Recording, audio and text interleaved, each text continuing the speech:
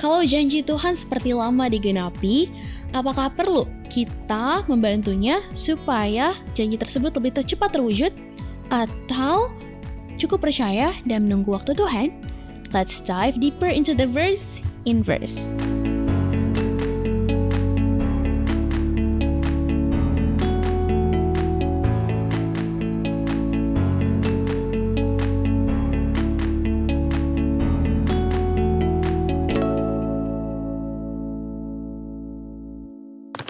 Selamat datang dalam Belajar Alkitab Pemuda Inverse. Dan ini merupakan episode pertama dari triwulan keempat 2025 dengan judul Kitab Yosua.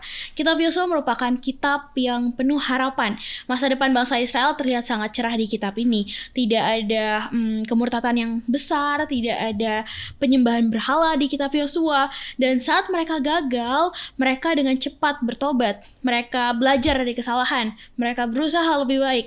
Kitab Yosua memberi pelajaran tentang keberanian, tentang iman, dan kesetiaan menghadapi segala rintangan. Kitab Yosua juga mengajak kita sebagai anak muda untuk memilih Tuhan setiap hari, berani melangkah dalam iman, dan setia pada panggilannya walaupun bahkan saat jalan di depan itu terasa sangat sulit.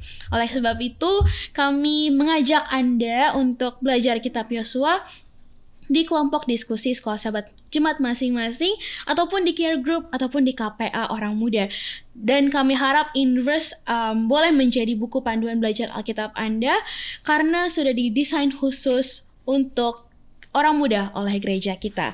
Walaupun versi cetak Inverse triwulan ini belum tersedia, namun Anda dapat mengakses versi digitalnya melalui tautan yang ada di deskripsi video ini.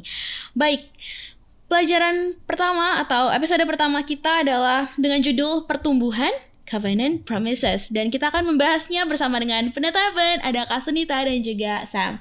Shalom. Shalom. Oke, sudah triwulan kedua ternyata ya, waktu cepat berlalu ya. Kakak-kakak semua dan Pak Pendeta. Untuk itu Pak Pendeta boleh pimpin kita dalam doa. Oke, mari kita berdoa. Kami mohon Tuhan menolong kami, memberi kami pengertian yang baik ketika kami mempelajari firman-Mu mengenai kitab Yosua dalam pelajaran sekolah sahabat Inverse. Dan terlebih beri kami kemampuan Tuhan untuk menghidupkan kebenaran firman-Mu dalam perjalanan rohani kami masing-masing. Dalam nama Yesus kami berdoa. Amin. Amin. Baik sahabat Inverse, untuk memahami konteks kitab Yosua, kita akan belajar terlebih dahulu dari kisah Abraham pada Kejadian 15. Kami di studio akan membacakan ayat 12-16, sedangkan sahabat Inverse boleh membaca selengkap-lengkapnya. Kejadian pasal 15 mulai ayat yang ke-12. Menjelang matahari terbenam, tertidurlah Abram dengan nyenyak. Lalu turunlah, meliputinya gelap gulita yang mengerikan. Ayat 13, firman Tuhan kepada Abram, ketahuilah dengan sesungguhnya bahwa keturunanmu akan menjadi orang asing dalam satu negeri yang bukan kepunyaan mereka, dan bahwa mereka akan diperbudak dan dianiaya 400 tahun lamanya. Ayat 14, tetapi bangsa yang akan memperbudak mereka akan kuhukum, dan sesudah itu mereka akan keluar dengan membawa harta benda yang banyak. Tetapi engkau akan pergi kepada nenek moyangmu dengan sejahtera. Engkau akan dikuburkan pada waktu telah putih rambutmu. Yang ke-16, tetapi keturunan yang keempat akan kembali ke sini, sebab sebelum itu kedurjanaan orang Amori itu belum genap. Oke, Pak Pendeta, kita kan lagi mau bahas kitab Yosua nih, tapi kenapa didahului dengan pelajaran pertamanya itu tentang kita harus memahami dulu nih covenant promises yang Tuhan buat dengan Abraham. Kenapa kita harus memahami ini dulu Pak Pendeta sebelum belajar kitab Yosua? Ya, oke. Jadi kalau kita lihat dari sisi kronologi sejarah, orang Israel yang baru tiba di tanah Kanaan yang dituntun oleh Yosua ini adalah keturunan daripada Abraham, orang Israel yang mana Tuhan janji kepada Abraham dan keturunannya, maka mereka ini adalah bagian dari keturunannya. Jadi kalau kita lihat secara Alkitab, Abraham memperanakkan Isai, Isai itu memperanakkan Yakub, anak-anak Yakub lah yang pergi ke Mesir selama 400 sekian tahun di sana, dan setelah itu keturunannya itu tadi yang pulang kembali ke tanah Kanaan yang dipimpin oleh Yosua. Awalnya Musa yang pimpin, Tapi menjelang tiba tanah Kanaan, Yosua yang melanjutkannya. Jadi janji Tuhan kepada Abraham ini juga termasuk kepada orang Israel yang baru tiba, yang dipimpin oleh Yosua tiba di tanah Kanaan. Karena mereka inilah keturunannya secara langsung dari sisi sejarah keluarga dan juga bangsa Israel. Kira-kira itu sedikit hubungannya. Oke, kalau begitu Pak Pendeta dan kakak semua, apa perubahan pola pikir yang harus Abraham lakukan agar dirinya itu bisa selaras dengan tujuan Tuhan? Karena kan itu jauh banget gitu. Ya. Itu kan dari Abraham ini mau ke Yosua ini kan cukup jauh kan ya Pak Pendeta betul. ya? Jauh sekali gitu. Bagaimana Abraham ini mengubah pola pikirnya supaya selaras dengan tujuan Tuhan, dan bagaimana pengalaman Abraham ini boleh menolong kita sebagai orang muda dalam menentukan tujuan atau mengambil keputusan dalam hidup? Mungkin dari Sam dulu. Oke, jadi Abraham kan harus mengubah cara pola pikirnya ya. Bagaimana gitu. Yang pertama mungkin dari mengendalikan diri sendiri, lebih lagi mengandalkan Tuhan. Yang kita ketahui bahwa dalam kitab Kejadian ini bahwasanya awalnya Abraham dan Sarah mencoba mempercepat janji Tuhan dengan mengambil jalan pintas melalui Hagar kan. Nah, yang kedua dari ketakutan dan keberanian iman.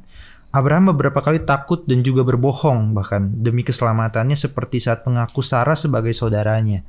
Terus juga dari pemikiran jangka pendek ke visi jangka panjang, dan juga dari hidup untuk diri sendiri ke hidup tujuan ilahi, seperti itu. Terus kalau ditanya bagaimana pengalaman Abraham ini menolong orang muda untuk menentukan tujuan dan mengambil keputusan.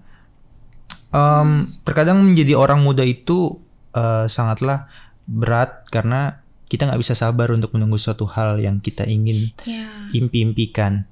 Kita merasa bahwa ketika kita menunggu suatu hal tapi belum dapat juga, kita menyangka dan berpikir bahwa ya udah selesai, nggak bisa, atau pupus harapannya. Tetapi kita harus pahami bahwa kita harus belajar menunggu dengan iman, di mana kita melihat bahwa jika kita menunggu dengan iman dan percaya bahwa kita pasti bisa mendapatkan, percayalah itu akan terjadi. Dan banyak orang muda inginnya tuh selalu instan gitu.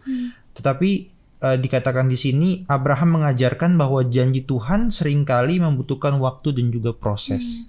Seperti itu sih. Oke, amin. Menurut Kak Sunita dan Pak Pendeta? Ya, kalau aku ngelihatnya memang mulai dari bagaimana Abraham waktu saat dia tinggal bersama dengan keluarganya yang banyak gitu, tiba-tiba Tuhan memerintahkan dia untuk pergi gitu ya dari keluarganya, kemudian kita bisa terus berlanjut lagi perjalanan hidupnya ya. Seringkali Tuhan harus membawa Abraham keluar dari comfort zone-nya dia gitu ya. Dan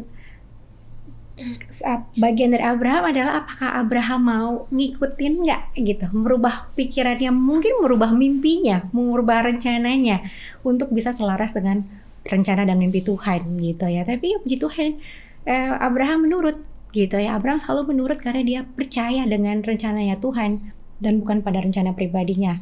Dia percaya rencana Tuhan akan lebih baik dibandingkan rencana kita. Begitu itu juga dengan kita ya, orang-orang muda ya. Oh, bukan orang-orang muda, orang-orang tua juga ya. Kita punya mimpi kita masing-masing. Kita punya keinginan-keinginan kita gitu. Tetapi pada saat Tuhan memanggil kita mungkin ke arah yang berlawanan dengan mimpi kita, maukah kita merubah pikiran kita? Maukah kita mengadjust mimpi kita dan mempercayakan masa depan kita kepada Tuhan yang bisa melihat masa depan ini kah? Nah, ini menjadi pertanyaan buat kita semua. Dan Abraham itu juga diproses ya.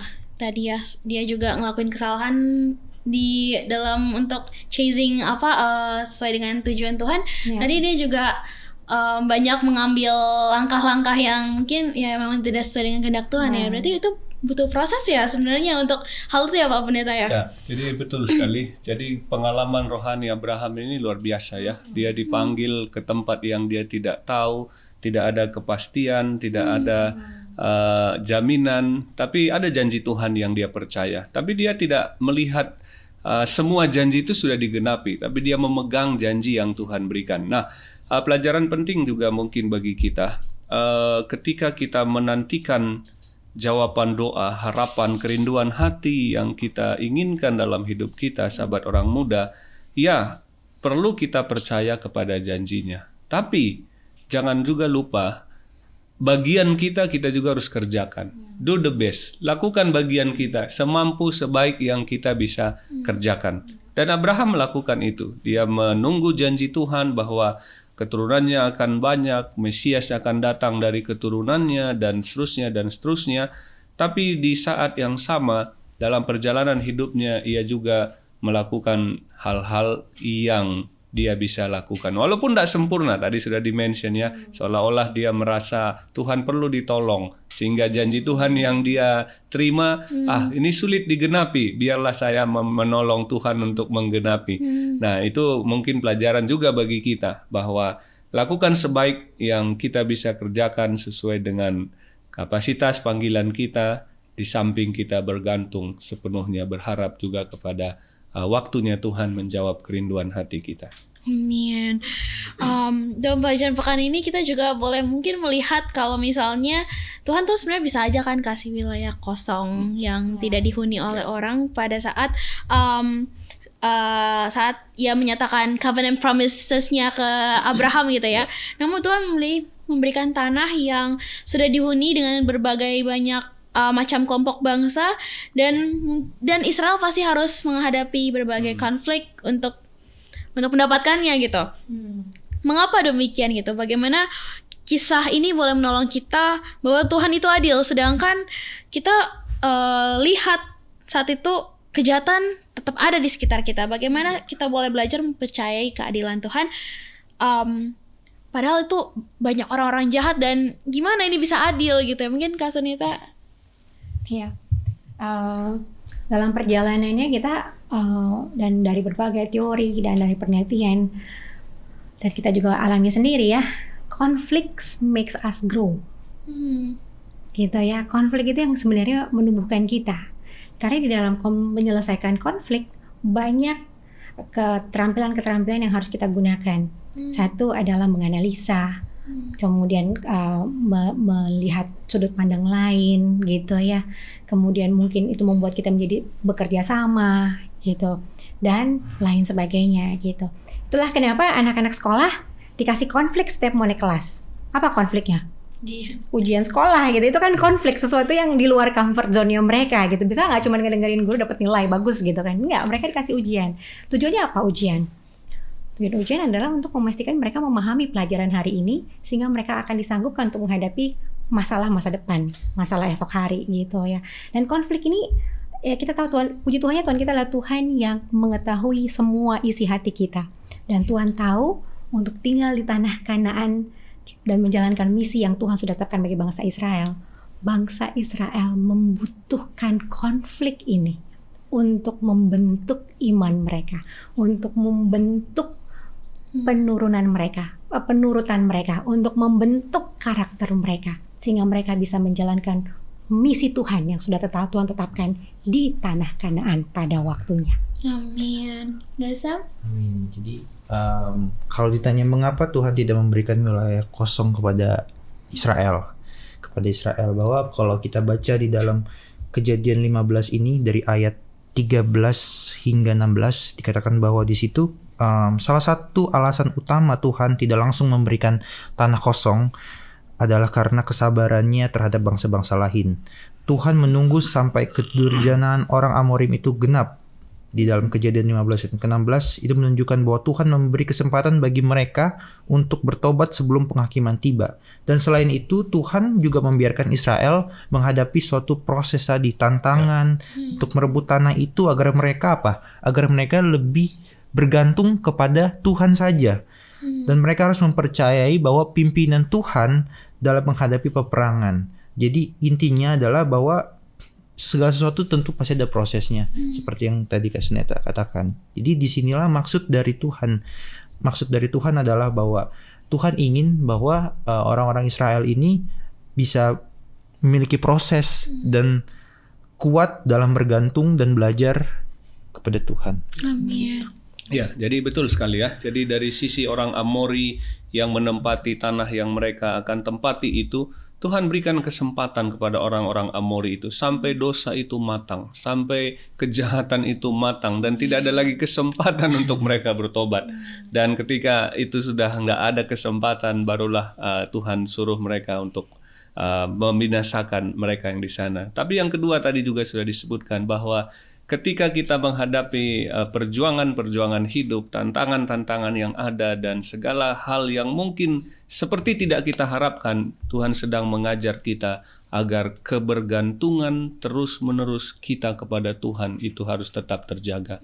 Seringkali orang ketika hidupnya nyaman, tentram, damai, kadang kita lupa kepada penyerahan kepada Tuhan. Jadi Tuhan mengajar kita melalui pergumulan yang ada untuk bergantung terus-menerus, tidak berkeputusan kepada Tuhan. Amin. Baik Sahabat Inverse, kita akan lanjutkan setelah yang satu ini.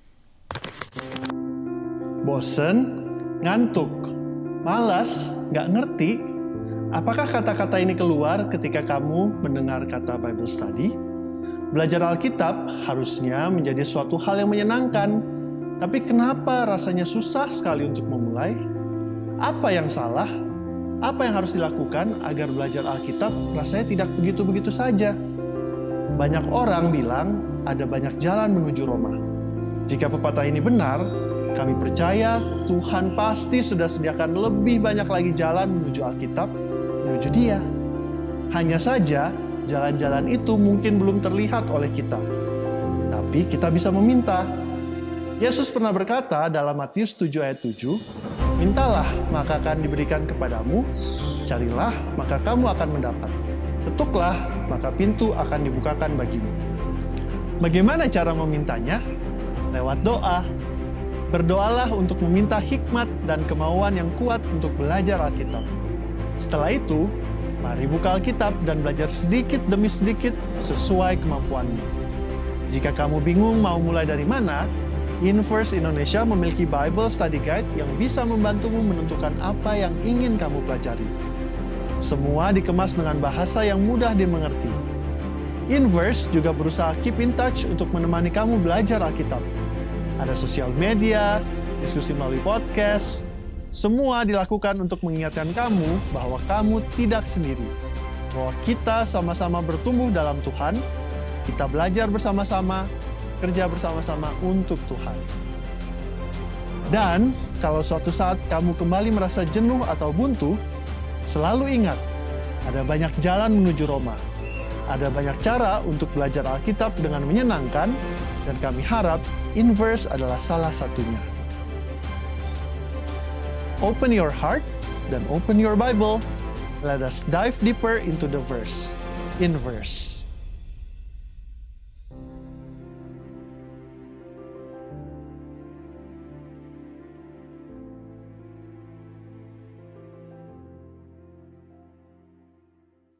Terima kasih Sahabat Inverse untuk tetap bersama-sama dengan kami. Baik, di pelajaran pekan ini kita juga menyinggung tentang bagaimana Abraham dan Sarah mencoba untuk membantu ya, dalam tanda kutip membantu Tuhan dengan mengambil jalan pintas melalui Hagar ya. Kita sudah tahu bersama saat mereka menunggu janji Tuhan tersebut.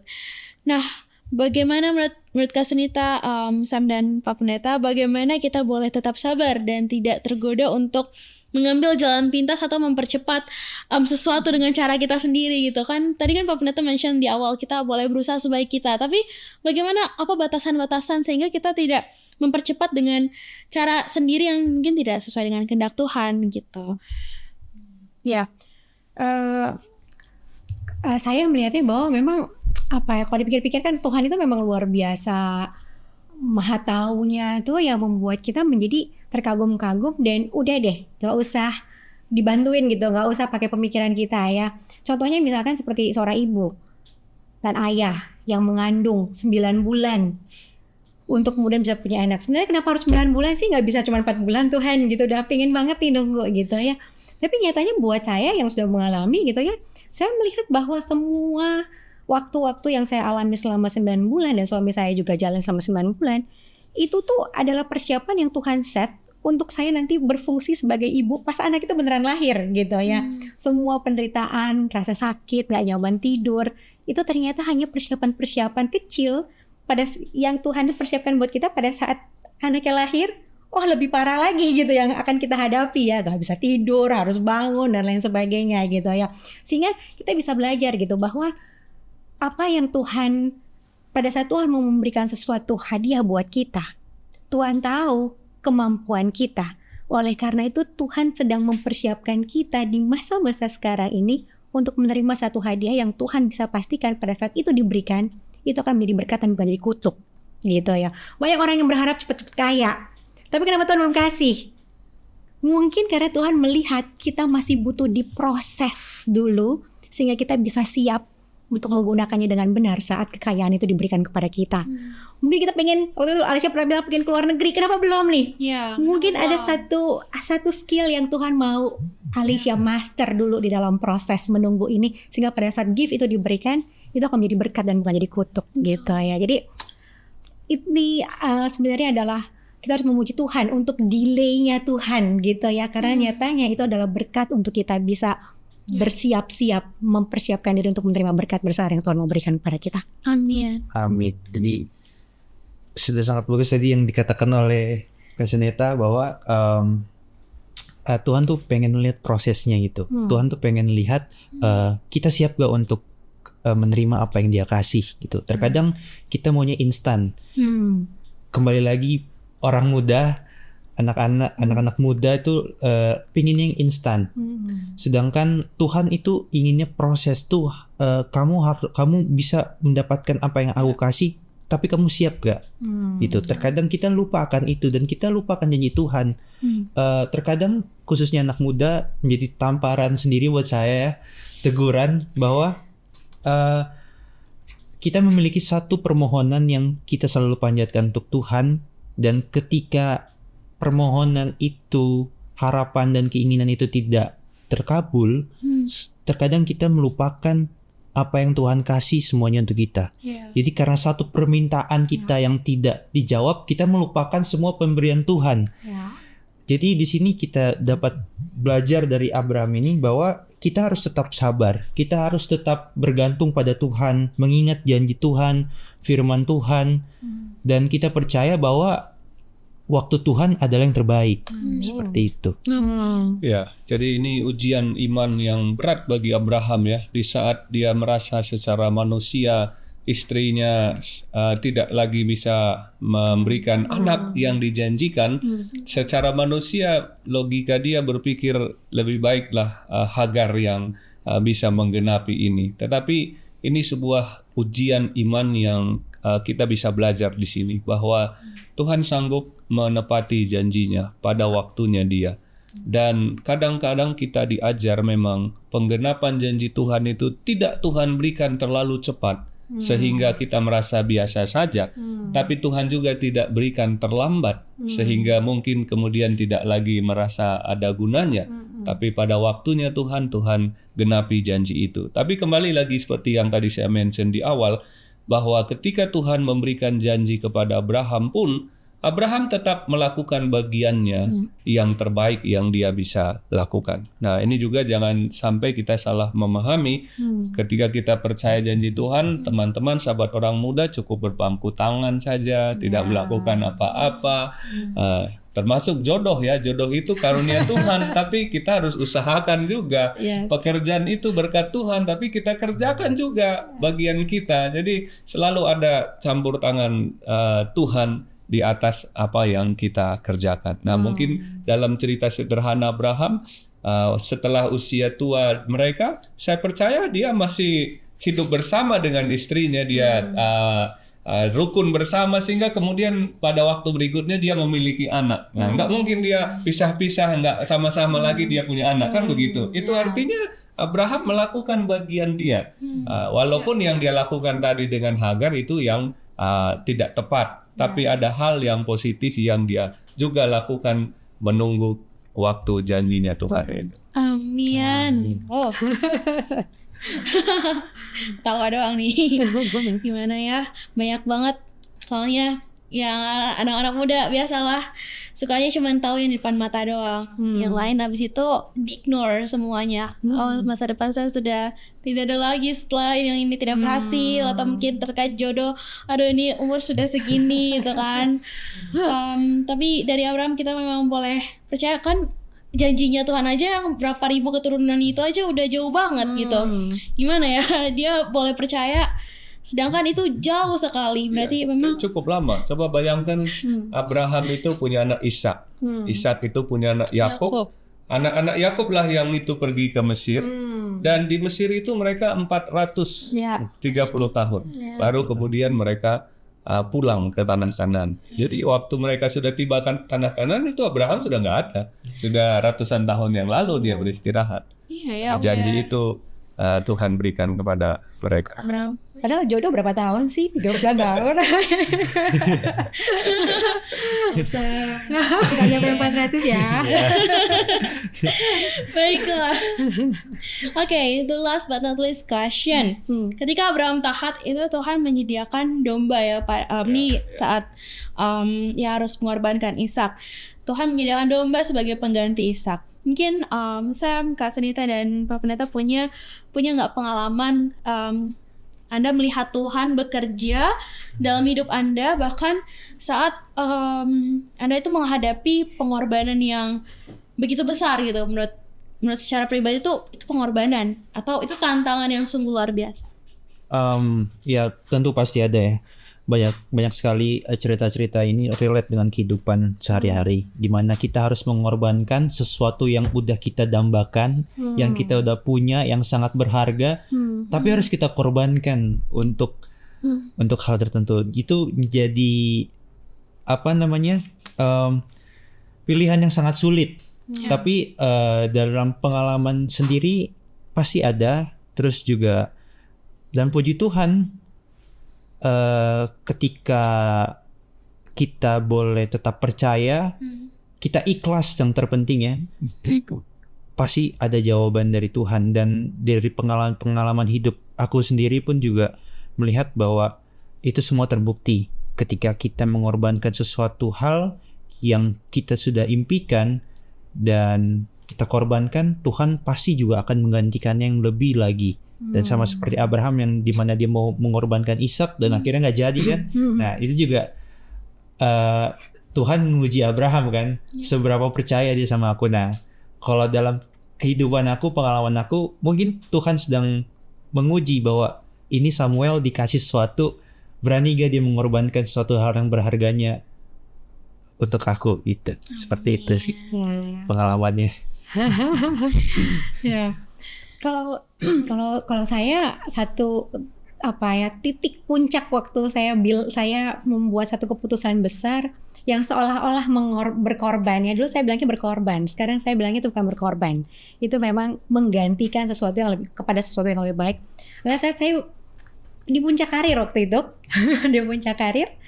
Tapi kemudian anak-anak tambah besar dan atas diskusi kami bersama, saya memutuskan untuk resign dari pekerjaan saya yang jam 8 sampai jam 5, bahkan jam 8 sampai jam 10 gitu seringkali ya, sehingga waktu dengan anak-anak tuh sedikit sekali gitu.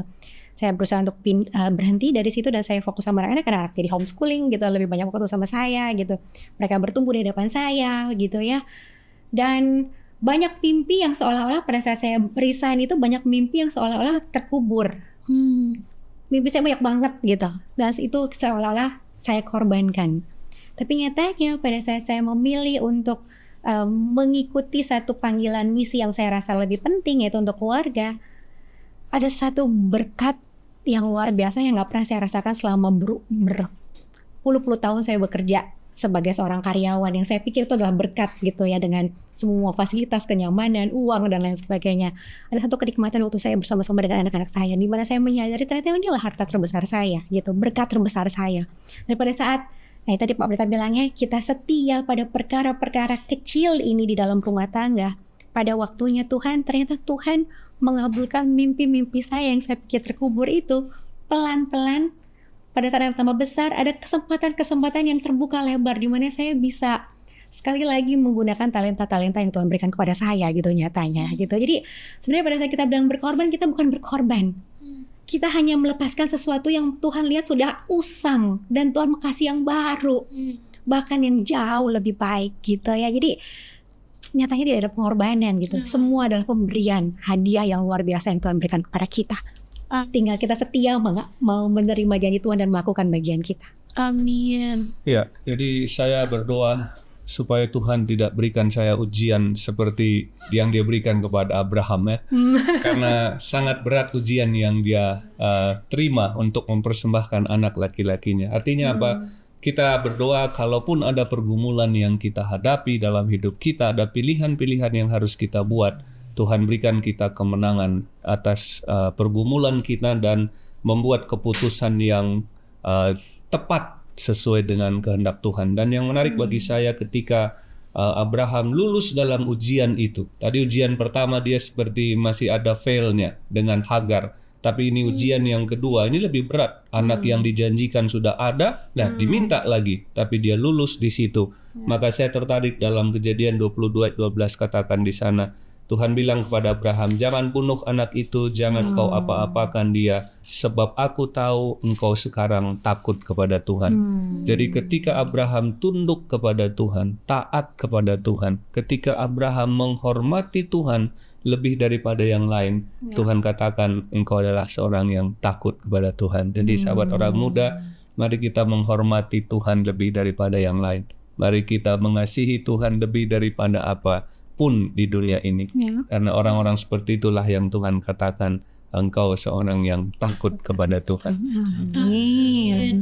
Puji Tuhan atas pelajaran pada episode pertama ini. Kita sudah sampai pada akhir diskusi episode pertama seri kitab Yosua, dan mungkin Pak Pendeta, Kasinita dan Sam boleh memberikan satu closing statement. Iya, jadi dari pengalaman Abraham kita belajar sebuah kemenangan iman yang perlu kita perjuangkan setiap hari. Tidak dengan kekuatan kita, tapi dengan kedekatan dan hubungan kita dengan Tuhan, pergumulan kita bisa lewati dan kemenangan rohani akan menjadi bagian kita.